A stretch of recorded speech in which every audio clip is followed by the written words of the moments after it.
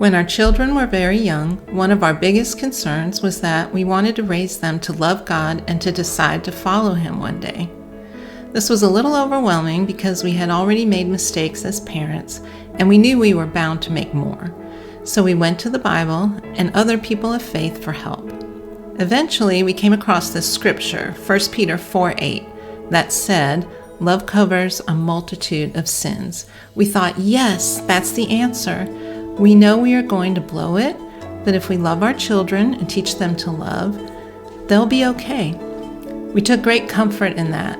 We also knew that if we taught them to love the truth, they would always find their way to God. This is what we prayed for. The problem is that because of this, I developed some expectations, one of which was that my children would accept Jesus as Lord probably when they were in high school and surely before they left our home. Our oldest son did, and I just knew that our daughter would soon follow. Well, she didn't. When things in our family didn't go as I had expected, I became full of anxiety and panic.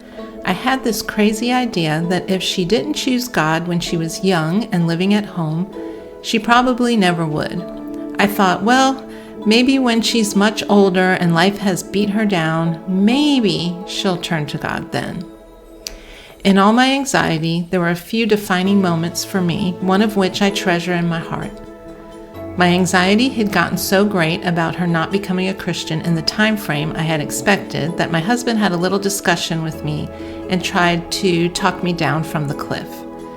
In that conversation, to my shame, I said these words: "If she doesn't become a disciple before she leaves our home, she never will."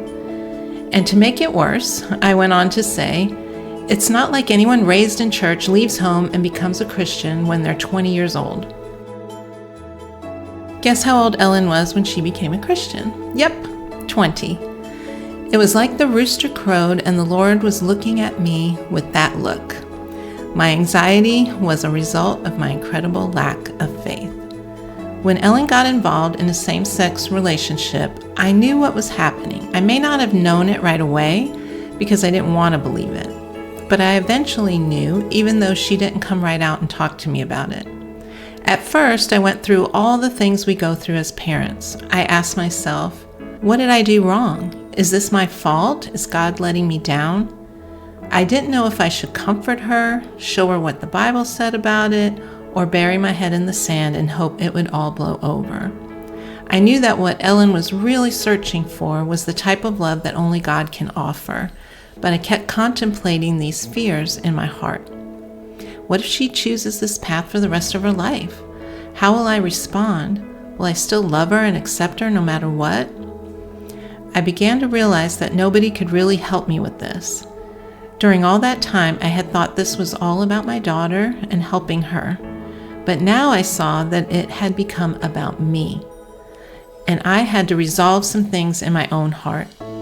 I decided to pray, to love, and to honor God as best I could. It was hard.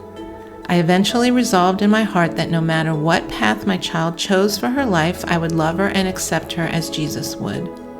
Not backing down from our beliefs, but loving her in her sin no matter what. When she went to Florida, I knew she was searching. I didn't want her to go, but I knew I had to let her go. I didn't know what would happen or how the story would end, but I had this peace that she knew the truth and she would someday return to it. Surprisingly, I didn't worry that she would be led away from what she was taught. I hated that she was going through this. I always wanted everything to be easy. This wasn't easy. The hardest part through all of it was not freaking out over her choices. You know what I mean, parents. I call it the mommy freak out. It can be ugly, but it's almost a reflex. I had to find inner strength and I had to trust God. I had to remember that God loved Ellen more than we did and that this was more about God than about us. In my panic or my mommy freak out, I wasn't going to be living out what I always believed in, God's power to overcome and His great mercy. I look back at a time that was very difficult, but it was also a time of us building our faith. God is truly amazing. It doesn't always come easy, but I'm grateful for the lessons of faith that God allows me to learn even to this day. I'm incredibly grateful to God for eventually giving me what I always dreamed of from the moment my daughter was born. A friendship with her where we share so many things in our hearts and in life, and we enjoy being together. I'm proud of her, I'm grateful for her in my life, and I deeply respect her. She is an amazing wife and mother and has used her story to help many. God truly is mighty to save, just not always in the way we expect. This is just our story. I know not every story turns out this way, but faith and love are still required, and the hope we have is never ending.